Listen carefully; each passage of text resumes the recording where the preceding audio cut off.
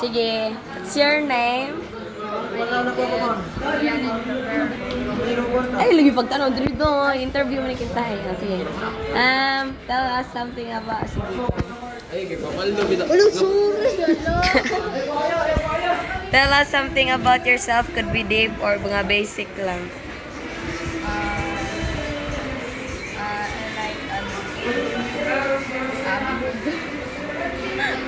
My favorite flower is Daisy.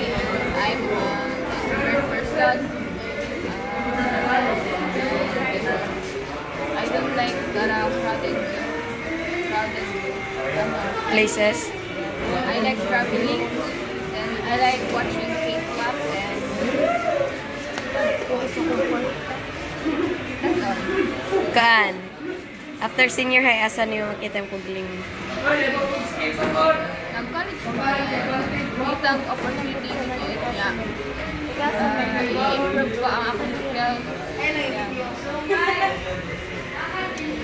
After 10 years, nasa na makita sa... After 10 years, I think ako man ang eskwela and may trabaho niya. Help na sa family. Di ka mag-build og imong own family dahil. Dili lang. Di lang sa... Ano sa ako parang parang ano ako mamae sa wala pa ako iya. Yun lang. Look into the camera. Message para sa imong future self.